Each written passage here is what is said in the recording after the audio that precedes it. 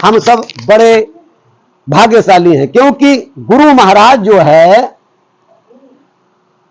ऐसा बताया गया उनका कोई पार्थ, गुरु महाराज तो मनुष्य को परमात्मा में जोड़ने के लिए, भक्ति में लगाने के लिए, तुम्हारा उद्धार करने के इसी में लगे रहते हैं।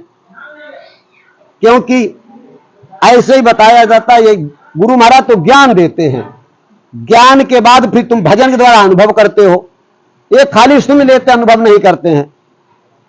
एक समय गुरु महाराज थे और वो सत्संग सुना रहे थे और ये कहते थे ये माया है, माया का संसार है, इससे बचना बहुत मुश्किल है। ऐसी बातें होते होते बहुत देर हुई तो एक चेला खड़ा हो गया उठ करके, कहे गुरु महाराज माया माया बताओ, पहले बताओ माया है का, हमें का मालूम कैसी माया है। तो गुरु महाराज कहने लगे बेटे मेरे मुंह से कानों तक तुम्हारी आवाज जाएगी माया, तब तक तुम माया को नहीं जान सकते। हम जो तुम्हें बताएं फिर उसके भजन से, ध्यान से, कर्मों से उसका अपने अनुभव में उतारो। जैसे हमने तुम्हें नाम दान दे दिया, भजन बता दिया, और ऐसे तुम सुनकर सोचो कुछ मिल जाएगा, जब भजन करके अनुभव में उतारोगे तो उसका लाभ होगा। तो बोले हम अनुभव कैसे उतारें? तो गुरु महाराज बोले अनुभव हम करा देंगे। आज करा दो, बोले आज नहीं कराएंगे, इस माया का अनुभव समय आने पे हम करा देंगे। तो चेला बोला करवा देना। तो एक दिन की बात, धीरे धीरे धीरे चेला गुरु के साथ ही रहते थे। पहले गुरु लोग अनुभव करवाने वाले हुआ करते थे, अब अनुभवी गुरु समाप्त हो गए। अनुभव मतलब जैसे तुमको ध्यान बताया, सुमन बताया, नाम बताया, अनाहन बताया, इसका अनुभव कराना ही गुरु है। तो लेकिन अब तुम लोग करते नहीं हो तो लाभ कैसे मिलेगा? तो गुरु महाराज शिष्य के साथ में चल रहे थे, चलते चलते एक बहुत मरुस्थल में पहुंच गए, रेगिस्तान जैसे, जहां पर 10-10, 20-20 किलोमीटर तक पेड़ पौधा नहीं। और वहां जब पहुंचे तो गुरु महाराज ने शिष्य से कहा अब हमें प्यास लगी है। ये नहीं जान सकते गुरु महाराज की लीला को, कौन जाने, शिष्य थोड़ा जान पाए गुरु महाराज करना क्या चाहते हैं। जैसे कभी कभी तुम नहीं जान पाते, गुरु महाराज तुम्हारे दरवाजे पहुंच गए और तुमने कई रुपए दे दिए, तुमने सोचा गुरु महाराज लेने या हो सकता है वो लेकर के तुम्हारा उद्धार ही करना चाहते हो, तुम्हें क्या पता। गुरु महाराज समुद्र हैं, कभी कभी भावना बन गई गुरु महाराज तो इन्हें का जरूरत है, भवने का है दे। भाई समुद्र कितना है, सारे संसार को उसमें निकल जाता है। अगर कोई नदी कह दे कि समुद्र उछल जाता, हम काहे में बह के जाएं, तो नदी का ठिकाना नहीं लगेगा, या लगेगा?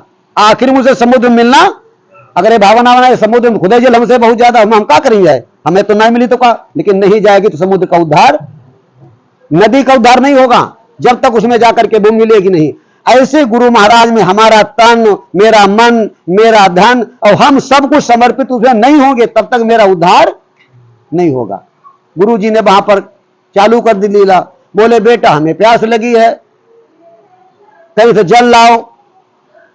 तो चेला बोला अभी जल लाते गुरु जी, अब यहां छाया तो है नहीं, बैठो कहीं पर, हम जाते हैं ढूंढेंगे। तो गुरु महाराज वहां बैठे अपने वो ध्यान मगन हो गए और चेला जल ढूंढने निकल पड़े। जल ढूंढते ढूंढते चलते चलते इधर उधर निकल गए, चलते रहे, जल मिले ही नहीं। तो उनको एक नगर मिला चेला को।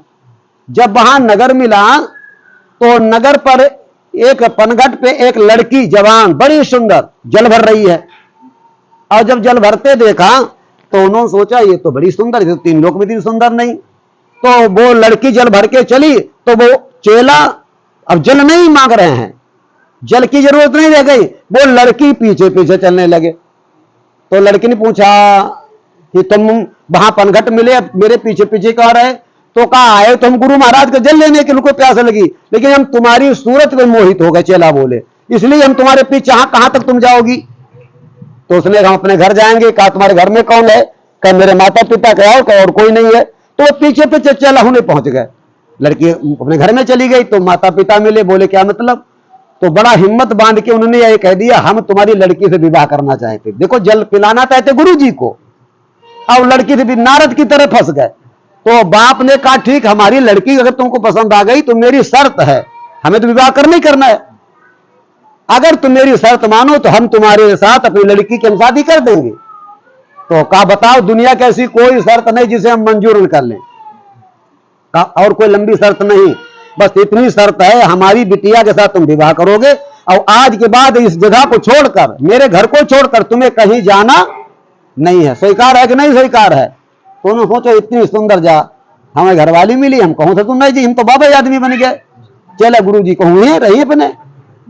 अब उनके साथ वो विवाह हो गया। अब विवाह हो गया, प्रेम से रहने लगे। धीरे धीरे उन्होंने अपना घर बनाया, मड़ैया बनाया, और बाद में उनका धीरे धीरे बच्चे हो गए। अब सब चैन मंगल जीवन कटने लगा। रह रहे हैं, 2-4 साल हो गया, 10 साल मानो हो गया, 2-4 परिवार भरमा सब हो गया। अब बाद में आया आंधी, आया तूफान, जल वर्षा, सब रेलम पेला हो गया। उनका घर मकान जो था वो बह करके दरिया में चला गया। अब एक पहले छप्पर हुआ करते थे, छप्पर पे बैठे अकेले रह गए, पत्नी भी छूट गई, बच्चे भी छूट गए। अब ये बहते हुए जा रहे हैं, हाय चिल्लाते, कोई बचा ले, कोई बचा ले, कोई बचा ले। और दो संग बाद मेरी घरवाली छूट गई, मेरे बच्चे छूट गए। बहते हुए चले जा रहे हैं और हाय हाय चिल्ला रहे हैं। बहते जब जा रहे हैं तो बड़ी दूर पे देखा दरिया के किनारे गुरु महाराज खड़े हैं। तब तक वो जाकर छपरिया होने पहुंच गए। कहीं बचा लो गुरु ने, वहां पकड़ लो। कहीं काहे रोई रहे, कहीं महाराज रोई का रहे, हमारी घरवाली चली गई, हमारे बच्चे चले गए, हमारो पूरा घर बार सब नष्ट हुई गो। तो उन्हें कही तुम कैसे, कही तुम तो हमारे जलने गए रहो, इतने साल गुजर गए, तुम भाई अब लौट के आए। कही महाराज हम तो फंस गए बाल बच्चा। तो गुरु महाराज ने कहा यही संसार की माया है, न तुम्हारे बच्चे थे, न तुम्हारी शादी हुई, न तुम्हारा परिवार। ये तुमने कहा माया का अनुभव करवा दो, तो मैंने अनुभव करवा दिया। और यही माया ऐसे जीव को फंसा देती है और जो गुरु भक्ति से परमात्मा से विमुख कर देती है। बेटे ये है माया, माया कोई चीज नहीं है।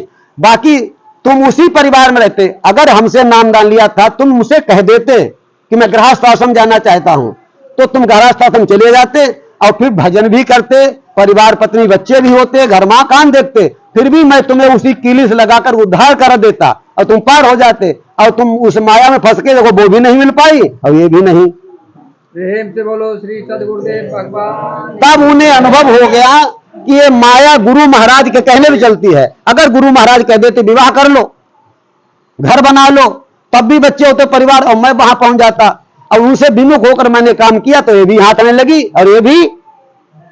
इसी के नाम दुविधा में दोनों गए, माया मिले ना राम। अगर गुरु महाराज कहने से उस माया को पकड़ा होता तो माया कुछ बिगाड़ भी नहीं पाते, सारे माया के सुख भी भोगने को मिल जाते और उद्धार भी हो जाता। ऐसे माया को सुख भी नहीं मिला, उद्धार भी चला गया। तो आप लोग जो नामदान की कील पकड़े बैठे हो, इसको पकड़े रहो। और जो तुम्हारे परिवार में, घर गृहस्थी में जो माया का सुख है उसको भी भोगो और इधर भी, तो दोनों काज बन जाएंगे। तब उन्हें अनुभव हुआ कि गुरु भक्ति, गुरु ज्ञान क्या होता है।